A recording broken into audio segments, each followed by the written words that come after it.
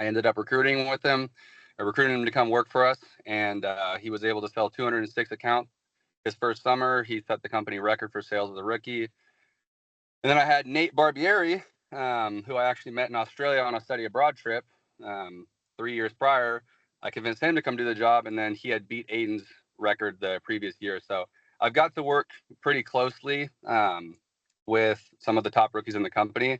And Sean asked me to share the 5 things that I felt helped the most for you guys that are coming out to sell. So looking in this group right here, I see some new names in here. So I think a lot of you guys are going to be rookies. So yeah, I'm super excited to see what you guys do with this job. So one thing I've always loved about this job is that it kind of just eliminates any of the excuses that people can have.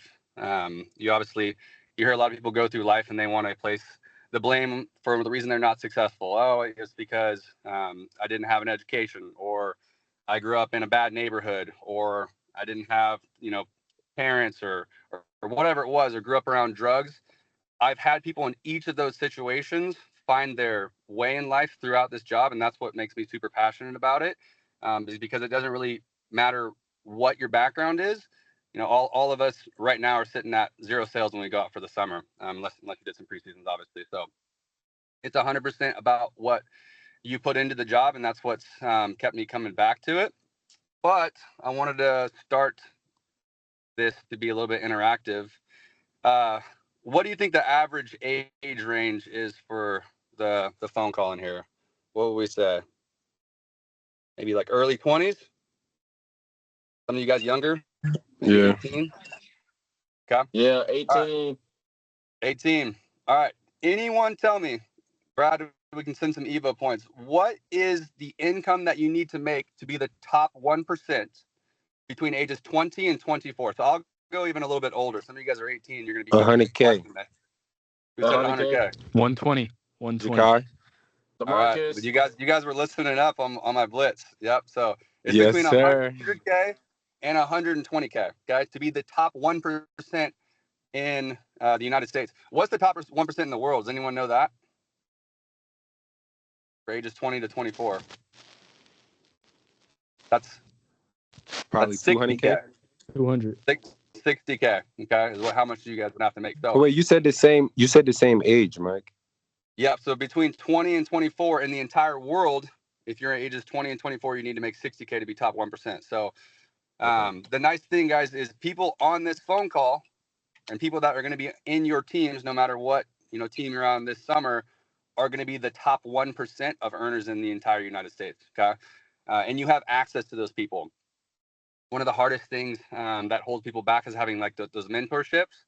We have Brad on this call. I think Brad, he's probably over 100 real estate properties, and we all have his phone number, and Brad picks up the phone for us. So it's very special that we have that, and we have access to the top 1%, and we can help you guys get there, right? Because all of us that made our way in the job, Brad, Sean, Dan, all of them, they started in the exact same place that you guys started, and they just took it and ran with it. So I think that's a good theme to kind of focus on when you're going out throughout the summer.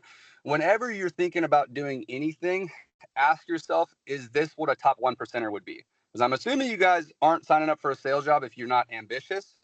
And I'm assuming everyone on this call would agree they want to be a top 1%er. Is that right? So you hear some yees and yaws, right? Yeah. So to do that, what would a top 1%er do? Would a top 1%er go to bed at 3 a.m. and order pizza and play Xbox all night? Probably not, right? Would a top 1%er be on his phone during the doors? Probably not, right? So if that's what you guys want, and if you're on this call, I hope that's what you want. Keep that in mind, right? Top 1%ers are people that are like doctors, lawyers, people that go to school for 10 years, right? Go into medical debt, go into school debt to learn the stuff that we can learn hypothetically in a couple months, right? So if you treat it with that sort of seriousness, the job will pay you back tenfold for sure. So the top 5 things that I want you guys to remember when it comes going into the summer. Number 1, right? I had a big long road trip yesterday, so I got to think about this a lot. Is going to be know your pitch. Okay. So that's the number one thing you need to do if you want to sell, right? That sounds very stupid, right? I could say, yep, that's the end of the training right there. Obviously, you need to know your pitch, Mike. But what ends up happening a lot is people, they think that they know their pitch because they heard their manager say their pitch a couple of times in a meeting. They're like, yeah, I think I pretty much got that. But you need to know the pitch like you know the Pledge of Allegiance, right? You can't be thinking about the words that you're saying while you're doing the pitch, because so much of this job is going to be in the nonverbal cues. Maybe it's like reading your customer. Okay, when you're presenting something, you're talking about the camera. Is the customer leaning in? Is their body language? Are they kind of closed off? Are their arms folded? But you're not able to read that stuff if you don't have your pitch mastered. Because when you go up to the door, you're going to be thinking, oh shoot, what am I supposed to say next? You're going to be thinking about what you're going to say in your pitch. You need to be so confident in your pitch that I don't even have to think about the pitch. When I'm selling somebody, I could be focused on the little cues that the customer is giving me. When you guys start, take somebody's pitch that is selling in your office and then just copy and paste it. That's probably the best advice that I could give. A lot of times I see rookies come in and they're trying to make this new, reinvent the wheel, use their own pitch. And you could try to do that, but between all of us on this call, there's probably been a million doors that have knocked, right? So I have already ran into the situation that you're going to run into this summer. Brad has already ran into it, right? So if you can just copy what they've done, you already know that the pitch that you're practicing is a pitch that works. Because a lot of people will say that practice makes perfect, but that's obviously not true, right? Perfect practice makes perfect. So when you guys are going out there, use those pitches. I remember that we had a Facebook group my first summer, and Brad came down to our office, and he recorded him. We recorded his pitch and posted it to the Facebook page. I remember I used that pitch. I remember Nathan Sire used that pitch, just to the exact T, until we started to figure out the job. And that gave me confidence going to the door, because I know, hey, I'm using the exact same pitch as somebody that sold 364 accounts, whatever your best summer was, Brad. So that'll give you guys a lot of confidence going in when you first start. That way you're not going to be so caught up on like, hey, what are the words that I need to say next? And you can be more focused on your customer once you're super comfortable with that, right? It's going to be the same exact thing with the objections. So like an example of that would be, let's think of an objection. Yeah, I don't want to do this today, right? I don't want to do this today. Hey, absolutely, Brad. I wouldn't expect you to do anything without all the right information. So what I'm here to do today is just to show you how everything works, and then we'll get on a piece of paper. That way you have something to look at. But while I'm here, I'll just do what I did for your neighbor house, Nathan. Just do a quick walkthrough so we can see what you need. Is it just a front door and a back door on your house, or do you have like the sliding patio? Okay, cool. I'll go ahead and take a look at that real quick. You need me to take off my shoes? It needs to be reflexive, guys. It needs to be super practice. Because the problem, again, that you're going to have is you're going to hear your manager say that one time in a meeting, and you're like, yeah, I kind of know how to overcome that objection. And then the customer is going to give you the objection, right? They're going to say, oh, yeah, I don't want to do anything today. And you're going to go, yeah, I don't want to do it today, but you should, if you have a paper, can I sit down? Right? And it's not going to be smooth. It's not going to be fluid, and you're going to lose that person. How I like to explain the first probably 30 seconds to a minute, maybe a little bit longer, maybe like 2 to 3 minutes on the doors. It's almost like a boxing match that you have with the customer, right? And these customers are trained, guys. They've had people come into their door for years and years and years now. So they already know the objection that they're going to give you the second that they knock on the door. So you have to be more prepared than they are, right? So if they've been preparing this for years, it has to be quick, and it has to be like a reflex, right? So if I'm in a boxing match with somebody, if I'm in a boxing match with Floyd Mayweather and he goes to throw a punch at me, I know that I need to block the punch, right? I know that I need to block it. But my brain is not going to be quick enough, because once he throws that punch, I can see it coming, but if my reflex is not there, I'm getting knocked out. And that's what happens to you guys on the doors, is you don't have your processes and your objections trained quick enough to be a reflex. Because if it's a reflex and bang, I get that thing up, I block, now I win, right? Because I can maintain control of my conversation and I can direct it where I want to go. So those take thousands of reps. So, take that seriously. If you guys want to be the top rookie, or you guys want to have a successful summer, take it seriously. Write out your pitch, right? Write out your pitch 100 times on a notepad and drill it into your brain. And that'll give you guys way more confidence when you go out to the doors. Okay. So that's going to be my first one, is just know your pitch and then know your objections. And if you take it seriously, the job will reward you. And I don't want this just to be me talking the whole time too. So if there's any managers out there or vets that want to kick in right there, feel free. Does anyone want to add anything to that? We can move on. I would say by knowing your pitch, you're going to eliminate a lot of the time and objections on the doors. Because ultimately, we always say there's a learning curve, and there's a learning curve because you have to get knocked in the face multiple times. If you practice and know it to where when they say, hey, I have a dog, it's reflective and you already know what to say. I have a gun. I can't afford it. It's a safe neighborhood. I need to talk to my spouse. If you practice that, you don't have to have a real life failure. It's 3-year contract. So by practicing, I think you're just eliminating that. And that's why all the time people sell more their second year, and then we're like, well, why? I would argue that I worked harder my first year than I ever did before. I was running from door to door, but I was losing those sales. When we watch a Sean sell 3, 4, 5 a day, we're having those same interactions. We're just losing them versus he's skilled enough that he's not losing those over a little hiccup. So knowing your pitch and practicing just speeds it up to where you're increasing your sales funnel, I would say. Yep. Yeah. And then, some of the other trainings we had, we went into like the specifics on how to do the pitch, how to do the objection. If you guys want at the end, I can kind of do a QA to answer more specifics.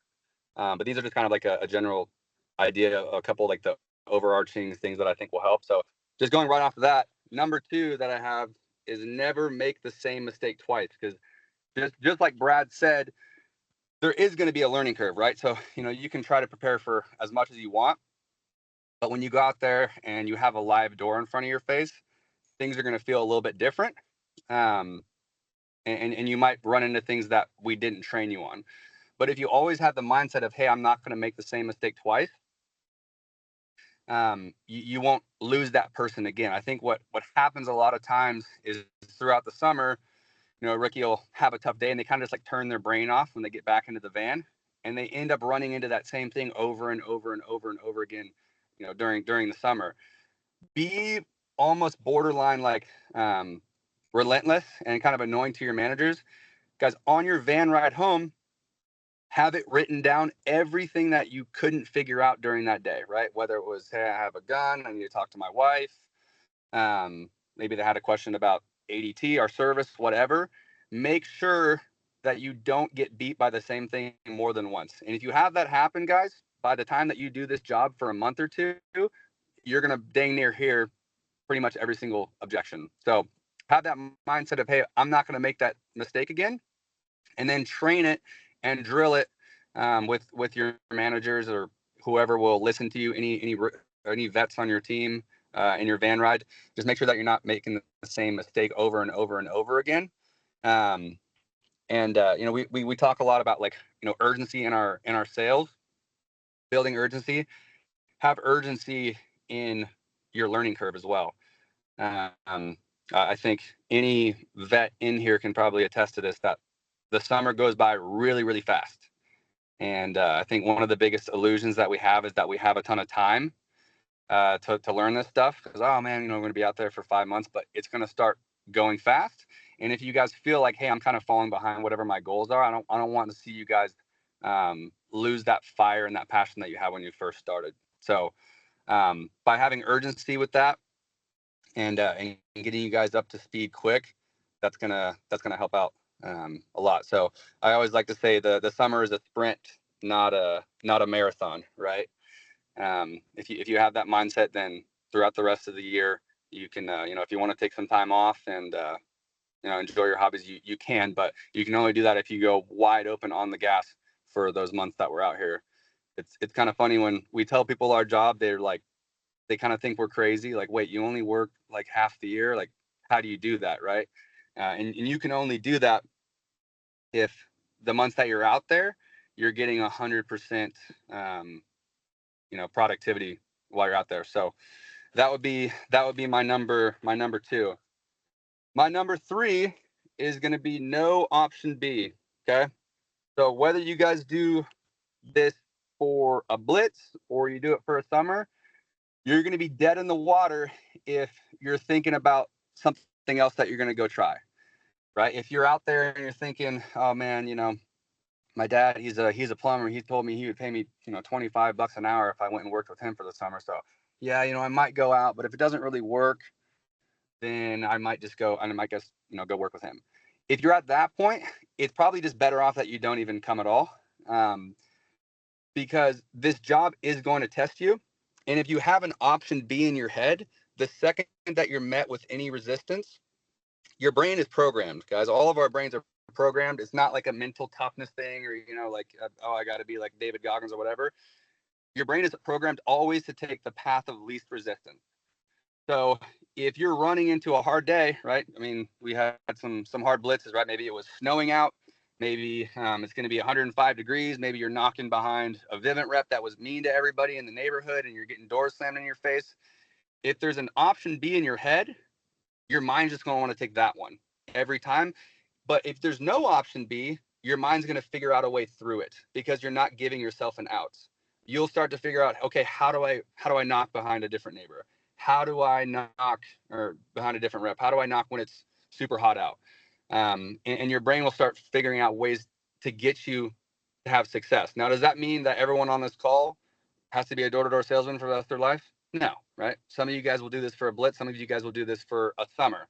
That's fine. But if you're going to do it for the summer and you say, hey, I'm going out May to August, don't give yourself an option B. Because then at the end of the summer, you'll actually be able to look at what this job looks like at 100%. So I see that happen a couple times with rookies is they kind of have that feeling of regret because they had their first summer and they're like, man, I think I maybe, could come out and I think I could do better. I think I left something on the table. Because maybe you have something else you want to do, right? Maybe you want to go be a doctor, or maybe you want to go work construction, whatever it is. That's fine. We've had plenty of people that have done this job and maximize what they want to do. I remember my first year, Dan telling us the story of there was a guy that wanted to be a school teacher, and that was his passion. And he's like, hey, I just need a certain amount of money to buy a house. That way I can live off my $40,000 school teacher salary and I'll live a happy life. But had he not done this job, he never would have been able to get himself a head start in life. And he used this job. He sold really well, put that, paid his house off, and now he can live comfortably, right? So maybe that's your goal too. But you won't be able to see what this job can do for you unless you gave it 100%. So at the end of the summer, then you can look down, okay, this is my option with ADT. This is my other option. And you'll have a true comparison of which one's better because you gave it a full effort the first time. I think what happens a lot of times is people don't give this job full effort because they kind of like were half in it in their head, and they're not able to see what their full potential is. So let's say, hey, even your buddy on here, he convinced you, he's like, hey, jump on this Zoom call, whatever, and you're here, and this is your first time hearing about it, and he's convinced you, hey, come on this blitz. Even if you do it for 1 week, dedicate yourself to being the best door-to-door salesman in the entire world for that 1 week, right? What's the worst that could happen, right? Don't worry about all the other stuff that you got going on. For that 1 week, that is your only goal, right? And if it's a summer, for that summer, that's your only goal, is to be the best door-to-door salesman you possibly could be. And you guys will be amazed how much you'll learn and how good you'll get when you only have one focus. So that's the one thing that I love about this job is I see some of my rookies, they'll go back home and their parents are like, oh my gosh, like you talk different. Your communication skills are different. Some of this stuff you guys, it takes people go to a 4-year communication degree, to try to learn this stuff that you guys will literally learn in one summer if you apply yourself. So give it 100% when you guys are out there. and then no option B, right? If it's a week, again, if it's a summer, yeah, give it 100%. Is there anybody else that wants to add anything to that? I know I got some slinger managers in here. Let me look at the list. All right. Cool. Mike, I could What was the question, Mike? Did I lose you? I was just You guys there? Wondering what the question was. Yeah. I was just gonna ask if there was anything that you guys wanted to add as far as it comes to like giving it 100% during the summer. Any testimonials, anything like that? Not necessarily a question. I always tell people it's a funny way to put it, but I'm like, you got to baptize yourself into 100%. But it's like it only works for the guys that like when you first start, it is something kind of like a boot camp. Like you got to push yourself to the limit to get to where you can sell consistently. You'll see guys that have done it for a few years and they know how to deal with certain situations they're in. But you kind of got to expect the little bit of the beginning to be a boot camp where you're putting in extra work. You're thinking about it when you wake up. You're thinking about it when you go to bed. It's like it'll be like that for a week or two. And then you'll start selling more, and then you'll be doing your extra trainings. But the guys who are the top first years are the guys who are like they know what they want, and we often say the guy you get what you think about most of the time, and so they're thinking about it and they're figuring it out, and they keep working at it until they're selling more than anyone else. Yeah. I always say if you're pitching people in your dreams, you're probably in the right spot. I know I've had a lot of times my first year where I woke up and I lost a customer on an objection or something. So yeah, I think being a little bit obsessed with it in the beginning will help you guys succeed pretty fast. So my number 4 thing, and probably my most important one, I would say, throughout the summer is going to be to eliminate distractions. We do something on our team. We call it it's called the Brick. So it's an app. You can put it on your whiteboards in your offices or on your fridge, and it'll block all of the apps that you don't want on your phone. So I just put Copilot, Keynote, Text, FaceTime, and GroupMe on there, and Pronto. And everybody, before they leave the meeting, they brick their phone, and I need their location shared with me. So those are the 2 things that I need.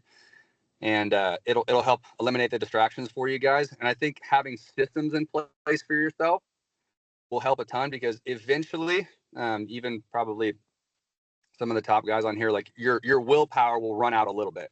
When you first start out there, you're going to be fired up to sell. But when it's later in the summer, having good systems that are put in place to help keep you guys accountable helps a ton. So I think embracing that, using the Brick app helps a ton. And also just setting expectations with people between 2 and 9, or whatever you guys' knocking time is. You guys need to be selfish with your time. Tell your mom, your dad, your girlfriend, your boyfriend, whoever, not to text you during those hours. Those are your work hours. And you need to treat that kind of like sacred time. Because if you guys want to, make the money and have the off time, that means a little bit of sacrifice during those hours. And what I always tell people, like, hey, if you want to talk to your mom or your girlfriend or whatever, set certain times for that as well, that are already in your calendar. That way there's not that feeling of kind of like anxiousness of, when am I going to talk to this person, or I haven't talked to my mom or dad. Like, hey, I talk to you every day at 8 a.m., right? And get yourself on a schedule throughout the summer. But we have to make sure that during our knocking hours, we're not going to be distracted. And that comes down to the little things too. I think something that stuck with me the most during Sean's training is he said that before he goes and knocks on somebody's door, 90% of the time he already knows their name or already knows something about them. So if you're disciplined in how you're working your neighborhood, you're picking that up and you're almost like piecing your neighborhood together like a puzzle. You're learning, okay, that's right, Dan's a dentist. And then I go knock on Kevin's door and he goes, oh yeah, I'm a dentist. Oh wait, no, wait, do you know Dan? And it's those little things that you're doing that are helping building trust. And when you're really intentional in your neighborhood and you're not distracted, you can start to map that stuff out. Because all of our pitches in here are going to sound probably pretty similar, you know, two months into the summer. But there's going to be people that sell 300 accounts and there's going to be people that sell 30 accounts. And why is that, right? It's because those people, they show up as the same exact person every single day. So it's something that I'm convicted of a lot of times. And it's something I see in my reps a lot. Sometimes I hear reps and I'm like, dude, your pitch is better than my pitch. It's like the best pitch I've heard all summer. But the problem is they don't show up as that person every single day. They show up as a different person because the routine is different. Maybe, you know, they're eating differently or they're not going to the gym consistently. So when you're building consistency in your life, your process will be consistent on the doors. And that's the biggest thing with the sales pitch. I mean, you know, sometimes I've heard some of the top pitches. I'm like, man, this isn't anything special. But it's just dialed in and it's a process that stays consistent throughout the summer. So eliminating distractions is going to be probably the number one thing that's going to help you guys sell more, because everyone during the summer, you're going to, you know, you're going to have your pitch pretty dialed. Another thing that you know is gonna go into a little bit is all it's gonna be in your guys' living situations, right? When you're out, you know, with your apartments during the summer, maybe this is not going to be the popular opinion. I know the managers will probably be like this, but guys, if you see stuff happening in your apartments, right? If people are, you know, bringing in the wrong substances, or you know, they're blasting music at 2 a.m. when they're not supposed to be.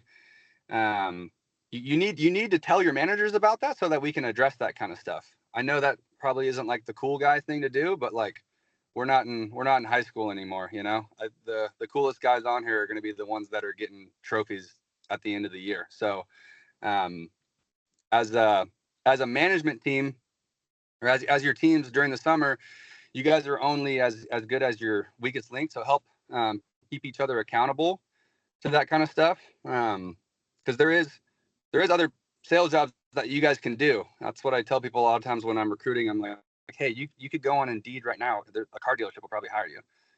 You could probably go sell a pest control if you guys are out in Utah, right? There's other things that you can do, but I think what separates our team the most is going to be the culture that we have, and again, I think like the access to the management and how much we're willing to put into our teams. So when you guys are out there during the summer, let your managers know if there's things that need to be addressed. That's what we want to do. We want to help you guys reach your full potential. So, and then for vets a little bit, and this is also for rookies as well.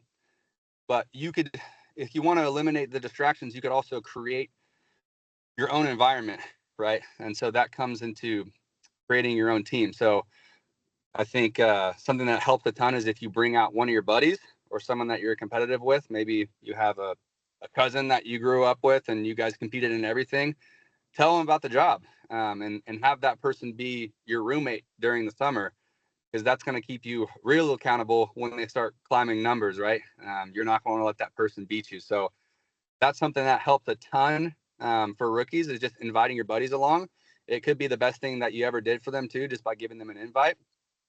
And then as a little plug for the vets too, that will be, I think, the number one thing that you guys can do for your own personal sales. Because a lot of the times you get that feeling of like complacency, like, man, I don't really think I need to practice my pitch. You know, I've been doing this for a while. I kind of know the objections, and you're not quite as polished. In this job, you're either getting better or you're getting worse. So if you want to be getting better, bring your buddy out there, and he's going to come home and he's going to hit you with a couple questions like, hey, how do you overcome this? How do you overcome that? And you're not going to want to seem like a dummy. So you're going to be more polished in your own sales, and it's going to keep you a lot better. I remember my best summer was my third year when Dan started, you know, having me do the trainings. I had to think in depth, like, okay, how do I explain this to somebody else?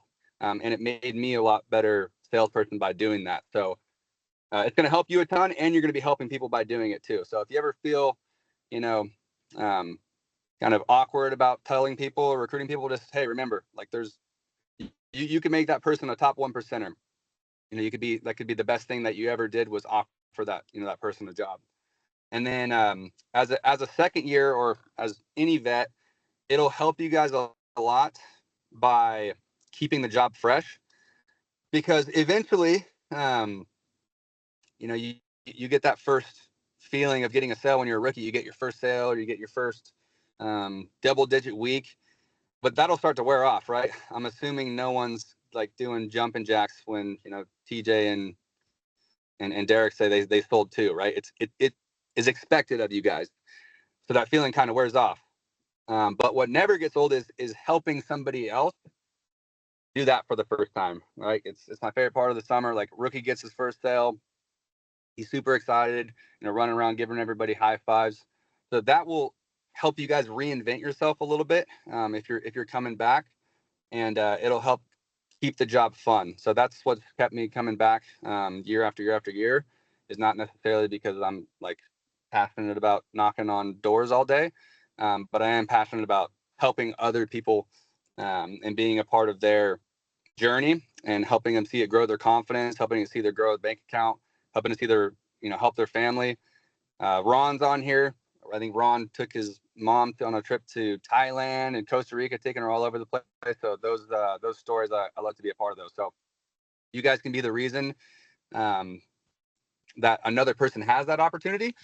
So bring a team, and then obviously, guys, as you know too, when you run your own team, there's benefits to that as well. Obviously, the managers on here, they're getting paid, and that's awesome too. So you can, if it is something that you guys see yourself wanting to do for 2-3 years, the best thing you will ever do is recruit a few people onto the job and grow with them. And it's a super fun experience. It's like some of my best friends are people that I've worked with. Dan and Caleb and Ron, all these guys were super close, and it's because you have that bond of going through something together. So tell people about it for sure. Anybody else? Dan, I saw you pop in there. Did you want to add to that?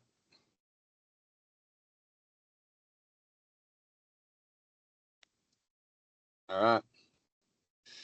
All right, cool. So the last thing that I wanted to go over, because I know we wanted to keep it a little bit shorter, and then I'll go into how I go over the keynote, is the fact that people are interested. Okay, so there you go. People are interested. That can be a tough pill to swallow when you're first starting the job, because when you go out there, you're gonna want to come back to your manager and say, "Oh man, that hoop was no good. Oh man, it was all old people out there. No one was interested in security." All of that stuff are lies, guys. They're lies, because there's people on this call that would have sold in your neighborhood. And so that's like, oh man, that kind of hurts my ego a little bit to admit that. But once you can come to terms with that, you're no longer going to be thinking, that kind of poopy man's attitude, but you're going to be thinking, okay, if I didn't sell, how is somebody else sell in this neighborhood? And it gives you an ownership of your own outcome, which is, I think, one of the biggest things that you'll take from this job, is that you're in control of your own destiny. So people are always interested in security systems. You're never allowed to say that when you come back to your team meetings, as oh, no one's interested. Nope, you're not interesting enough. That's the answer to the question, right? You have to do something to be more interested to bring these people in, because there's people on this call that would have sold in your neighborhood. But to me, I think that's super powerful, because I know that there's things that I can do still to get better. So always remember that people are interested. The biggest reason why they don't buy it from you is what? Let's get some ideas. What would you say is the biggest reason why people don't buy? Can't afford it. Can't afford it? Can't They can afford it. afford a Snickers bar. It's like $2 a day, Dan. $2 and some change. They buy a Can't Snickers afford bar it, every man. day. Yeah, my AC just went out. Nope. We know that. That's BS. How much? Yeah, they're paying. How much are they paying for their cable? Probably $120. That's for entertainment. What's more important, entertainment or security? I would say lack of urgency a lot of times kills the deal. Okay. Urgency. I'd say the biggest one is confusion. It's not clear to them what's going on. Okay. Yeah. Those are really good. Timing. So what? Bad timing. Timing there? Okay. Timing. All right. So I think that the biggest one, guys, is they don't trust you. The biggest one is gonna be trust, right? Because if they're already interested in security, I mean, if you think about it, that's people's innate need, right? When they move into a neighborhood, that's probably one of the first things they think about. But the reason that they probably don't buy it from you is because they just don't trust you. Okay, so there's a couple things that we can do to build trust. Let's throw out some ideas. What are some ways we can build trust with a customer? The Dan Moser method. Got to have that shirt tucked in and a good haircut. Amen. Okay. So yeah, if you guys have some piercings in, right, or all tatted up, okay, maybe get some sleeves. Oh, Colton, bingo, thank you, Colton. Name drops, okay. Having a badge, okay, wearing a belt, all those things are gonna help you guys I a ton. I think like Sean's training you had mentioned already, Mike, but Yep, knowing something about them before you are going to the door. So I that's think number one. I think something that hinders a lot of rookies' success is we need to do a better job in training them and helping them emphasize the 2 o'clock to 5 o'clock period when we say it's not prime time. Honestly, probably needs to be flipped. Like that is prime time for me because that's when I'm becoming the ADT guy for the area. I know where Dollar General is at. I know where the apartment complexes are at. I know where the hot spots for crime are at. I know where the construction's going on. And so when I knock on the door, I name drop the roads around that area. I name drop where the problem apartment complexes are because I just spent 15 minutes talking to Mary Lou Bowman, who's been in the neighborhood for 60 years. And so now I've got 15 other people's names in the neighborhood. So like Mm, Sean's training, like when I go to that door, I'm not looking to get information. I'm looking to give information. And that right. will instant like get people know that I am the ADT guy. And it does. It starts with the appearance first, right? Fake it till you make it. So when I first started in a neighborhood, I don't know anything about the neighborhood, but I'm going to act like I do because I'm going to walk around like I own the place and I'm going to dress like I own the place. And then people will start to perceive me like I know what I'm talking about. So it preparation is a huge part of that, but that starts not kicking rocks, not sitting on the curb, not swiping through Snapchat. Like be zoned in, be Hitting ready a to vape. rock. Don't freaking hit a vape. I swear I'll break that. Uh yeah. Yeah. Yep. Yeah, those are all gold mines right there for sure. So yeah, if I had to guess, right, like if Sean's using this pitch, I'm guessing he never gets not interested, right? Because his pitch isn't, hey, how's it going? I'm Sean. I'm with ADT. I'm in charge of the yeah, not interested. Sounds like a failed pitch. If your pitch is knock on knock, hey, real quick, I'm swinging over from Dan's house. He told me that you were the firefighter, right? Okay, sweet. Well, you actually love this. They're not going to say not interested to that because they're going to be thinking, how does this guy know all this stuff about my neighborhood? So taking good notes on it, it's obviously going to help a ton.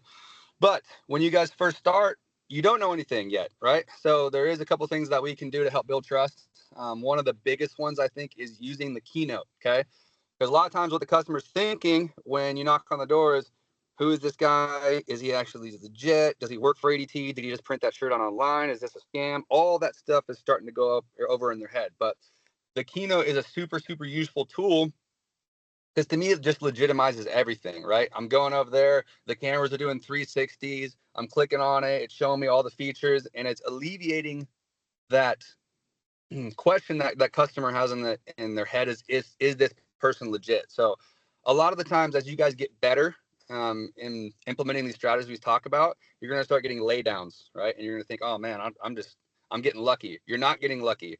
The customer only gives you an objection if you give them a reason to, right? So if they're confused, if they don't trust you, that comes out in the form of an objection. I'm not interested. I need to think about it. But if you're doing your job so well, they'll never give you the objection because you're giving them no reason why they should think about it because everything you're doing is building trust and is making sense. So using the keynote, I can just take you guys real quick through like my flow and some of the major things that I'll use. It helps a ton with legitimizing it, I think. So I think it's probably an underutilized tool that we have. So I'll go through it real quick. I'm going to share my screen. Just tell them if you guys can see it. Uh,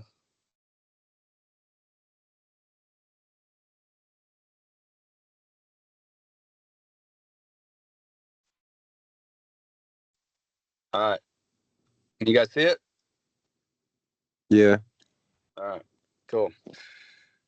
All right. So this is the first thing that I'm gonna start with when I go to knock on the door. Right. I'm gonna show them this page right here. So another thing that's gonna help build trust is just straight up showing them the iPad. Right.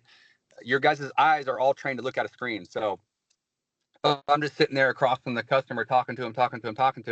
It's a lot easier for them to close the door. But what I do is I kind of just turn my iPad towards them. I show them this page, and then I walk up beside them, so I'm standing next to them. And the body language there is more of like, "Hey, we're on a team. We're not like squared off against each other." You'll start to feel more tension there, right? So I want to get up next to them, and then I'm just going to explain advertising just like this, right? So obviously, I think we had someone else train on the pitch, so I won't get into that too much. But hey, we want the sign out in the front of the yard because it creates advertising, right? And then I'm going to click on that sign. So if you click on the sign in the middle of your screen, okay, it's going to take you to this page right here. And then everything I'm talking about when it comes to advertising is going to be legitimized through this, right? So hey, your friends and family, you're going to see it when they come over for the Super Bowl.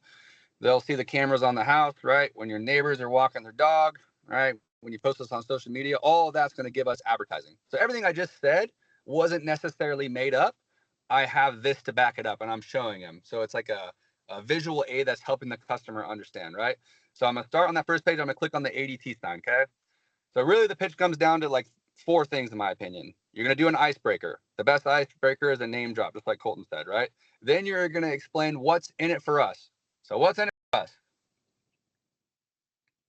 Advertising, okay? That's what we get. This helps me explain that. Then I want to explain what's in it for them. So what's in it for them? Security. Alarm system. Oh, security in the alarm. Yep. Boom. Okay. Great job, Kai. Okay. And then do they have to pay anything up front? No, right? Okay, so that's what I'm gonna tell them. So, hey, you guys keep the sign out. That's gonna give us a ton of advertising. We're gonna put the security in for 0 for you guys. I'm gonna show you how it works, okay? And then I click on this camera, and again, it's starting to do 360s. Showing is selling. So when I can paint a picture of how this is gonna work on the customer's house, they're gonna start selling themselves a ton more. Okay. So when Now ADT installs the new outdoor Nest Cam from Google, so you can keep an eye on whatever's happening around. I go left to right, just like I'm reading a book. Okay. And then I can just talk about what's on the screen. So if you guys are worried when you first start, like, oh man, what do I say? It's kind of like when you're, have to go do a presentation for your PowerPoint in school. Well, you just talk about what's on the screen, right? So I can talk about right here. Hey, you can see day and night, and you can talk to whoever's there. So if someone's at your house when they're not supposed to be, you could yell at them right from your phone. Tell them to kick rock. Okay. When I get to this page, I'll tell them that, and then I click the little camera on the left side. Okay. Now ADT installs the new outdoor Nest Cam icon, and I'll say, hey, this isn't going to be like the Ring system or the Blink system where it notifies your phone every time a butterfly flies by the camera if the wind blows. Okay. We'll draw a little box around your property, and it's going to tell you when someone enters it. Okay. So I just show them that page there. I click the camera again and click this one. I'll say the cool thing about the camera is it knows the difference between a person, a vehicle, or an animal. So it says animal on the top right there. That way it doesn't tell you when the squirrels chase each other up a tree or if a car drives by, but if there's someone here when they're not supposed to be, you're going to know about it. And the camera's 24/7. So that's going to be a big one that you guys are going to pitch. If you're pitching against Ring cameras, Blink cameras, all these DIY stuff, guys, they're frustrated with it because they probably have the notifications turned off because it's going off all day, notifying them stuff they don't care about, and they're not even using their cameras. Or if they had something happen, they go back and their camera didn't record it because it only recorded a motion clip, okay? So this is going to be a big deal for you guys that are some people that already have cameras. You're going to tell them, hey, it's 24/7, so you can scroll back in time and see what's going on, okay? So I always make sure to explain that every single time. I click the camera. Now ADT installs the new this last one here, and then I just show them, hey, these are what they're going to look like on your phone. So that when you go to bed, you're going to be able to see at night. If someone's outside, you'll be able to make out the face. They'll tell you you can make it out. And then I'll talk about familiar face. Hey, it's going to tell you. I come back to check on you tomorrow for your system. It's going to say Mike at the front door. If it's someone you don't know, it's going to say unfamiliar person there. Okay. So that's kind of like my flow when it comes to the keynote. I go right from the sign. Hey, this is what's in it for us. We're using the advertising. I explain that right there. Boom, this is what it's in it for you guys. And then I pitch camera because 90% of the time your hot button is going to be the camera. Okay. So I go right into that. And then I'll say, sweet, this is going to be your security. So you click that little security. It's on the right. So 3 from the middle right there. Okay. And I'll say, hey, we do the alarm system for you as well. Because obviously, if we had 1,000 cameras on the house, you just get 1,000 videos of your TV getting stolen. It's not going to call the police. And what's most important to you is that your home and family is protected 24/7. And then typically my question right there is like, hey, have you ever used this system before? They could say one or two things. They could say yes, or they could say no. If they say no, I'll say, perfect. Hey, the camera goes outside. The security goes inside. First thing we do is we cover all the doors. I'll just actually step in and show you real quick. You may take off my shoes. Okay. That's my transition in. If they say, yes, we've had a security system. Oh, sweet. Do you know the model number of the keypad in there? Okay. And most people don't. You'd be the first person today. I could take a look at it real quick and just tell you if it's compatible. Boom. Okay. And then I'm inside from there. So those are pretty much the only ones that I'm going to use when it comes to the keynote. Okay. I'm going to use, again, from the front, we're going to talk about the sign. We're going to click on it, explain the advertising. That's what's in it for us. I'm going to go cameras. That's what's in it for them, but the cameras don't call the police. Security does. Talk about security, and then I'm transitioning inside. So a couple other useful little knickknacks on this thing. If you click on the very right, the little home, this is some of the smart home stuff. So if you click on it, Now ADT installs your Nest thermostat for you to help you save energy and money. Right. So for guys that are really good at doing the financing stuff, you can kind of have them pick from this page, like, hey, if we built out your dream system, don't worry about money because we're going to take care of it. But what on here would you use? And then you can just go through some of the features there, right? Monitoring stations. So for you guys that are working in the South, and we have a lot of Louisiana teams this year, if you click on the left here, it says like 8X. I'll click on that one there, and I'll pitch that we have a lot of monitoring stations across the U.S. So if you're going up against like local companies, hey, hurricane comes through, your alarm company can't respond. ADT has centers across the U.S. I think that old people like this one a lot too because they always want to ask like, hey, where's your local office located? They seem to love that question. So yeah, Louisiana right there. You obviously see a ton of dots. So I'll use this page a little bit. And then another page that's kind of cool. If you click back on this main one, this little shopping cart on the top left right here. If you click on that, it'll just take you through packages.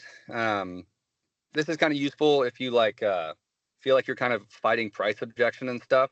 Instead of just saying, hey, it's going to be this much, you can kind of option close. I'm like, hey, we have the silver package or we have the bronze package for you guys.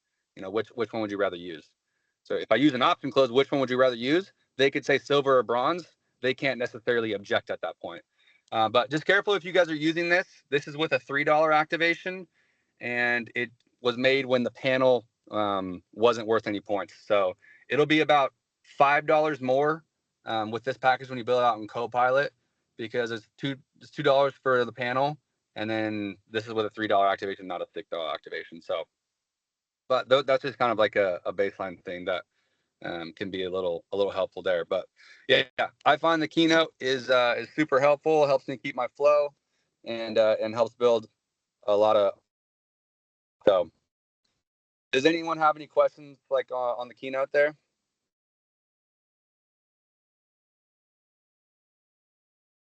Pretty good. Cool. Well, yeah, that was my training for the most part there, guys. So I'm open to answering any questions, or if people want to start hopping off. I know it's getting a little bit late now, but yeah. I just wanted to explain something that you did that you didn't say why you did it. Okay.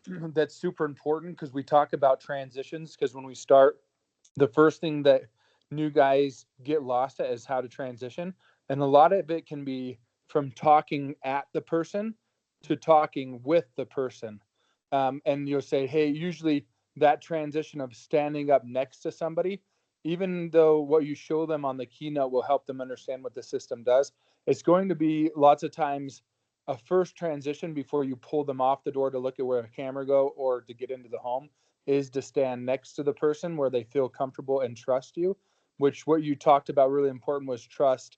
But a lot of times it's instead of standing directly towards someone, standing next to somebody and showing them something will help them. That transition is important. So more than them getting the information that they need, it helps you progress to the next step, which is standing next to the person, preparing. And that's why you said, Mike, the next thing you do is to transition into the home. It gets you closer to getting in the house. And I just wanted to help guys learning to do the job realize, like, when they're selling, like if they just went on a blitz, how important that transition is. Yeah, you'll literally feel like the tension go down when you do that. And then like you said too, pulling them outside the house is another really like soft transition. If you're feeling like it's a little bit too early to get inside the house, like, hey, just step with me for a second. I'll go ahead and show you where we put this camera, and then just turning around. Once you can get them out of their foxhole a little bit, and you're walking around, you're kind of pointing, hey, we'll do the camera here. Your sign's going to go here. You'll literally feel the tension just drop. And that sales resistance goes away. And then when I go to transition back to the door, it's a lot easier to get inside because I don't have to get past them. I can just be like, hey, we'll step inside. If you want to follow the lead, I'll follow you in. And then now we're walking into the house together. I find it to be super helpful just to have those little transitions. Well, and dialed in. too, Mike, I mean, we've always said outside you're a pest, inside you're a guest. And I can't tell you how many times, like, kind of standoffish outside, and I get in because it's hot, or I do the door, the door sensor thing, or the smoke sensor, whatever it is I got inside. Once you get inside and you see the monster truck photos, or the motorcycles, or the guns, or whatever, and you're like, oh sweet, is that a Remington? And they're like, oh yeah, you're a gun guy. Like, instantly you have a change of pace, and then it's just like, oh, can I get you a drink? Or, oh yeah, sit down, let's talk. So it gives you that ability to diffuse a potential, like, standoffish person, because you're able to get inside and really see. Or I know Brad often's really good when he does the walk around. He's like, oh my gosh, this crown molding is amazing. Oh, the cabinets, or, he just mentions whatever. And they're like, oh yeah, I picked those out myself, or yeah, my husband built them, or, whatever it is. And it just allows them to open up a lot more, and you become that guest. And outside, it was like you're just pulling teeth to get any information out of them. So that transition is so paramount. Yeah, always send the transition in, guys. I think what oftentimes is a limiting mindset for rookies is you're going to be like, well, Mike told me, or Brad told me to go inside the house, and you might try to get inside the house, and they're like, no, I'm not comfortable with that, or no, we're good, not right now. You're like, dang it, well, I just lost them by trying to get inside the house. Well, I'm not going to get inside the house anymore.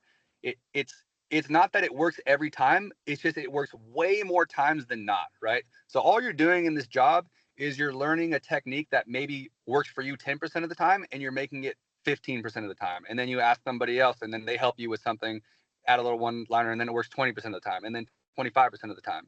So if you can just increase it by 1% every single day, you're going to double, triple your numbers. So it's not like, we'll tell you these silver bullet things that are always going to work, but as a blanket statement, you're going to get way more success by transitioning inside the house. And I've had people where, like, I didn't think it was going to work, but I just kind of ducked my head, wiped my feet, bang, let me inside the house.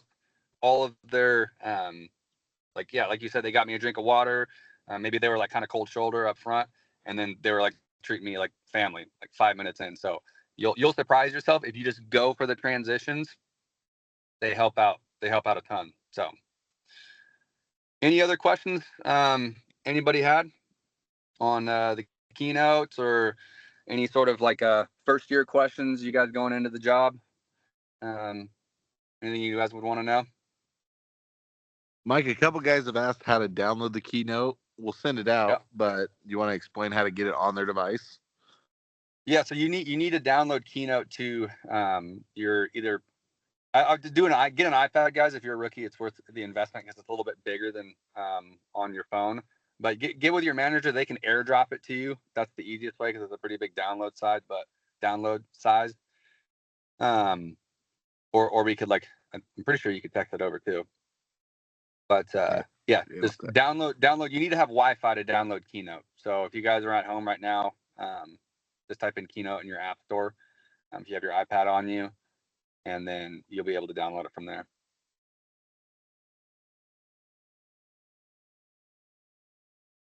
Thank you, Mike. Sweet. All right, guys. Thank you. Appreciate it. See ya. Thanks, Mike. Thank you, Mike. All right, guys. Thanks, Mike. Thanks, Mike. Thank you. No worries. Thanks, guys. Mike. Have a good night. Later, guys. All right.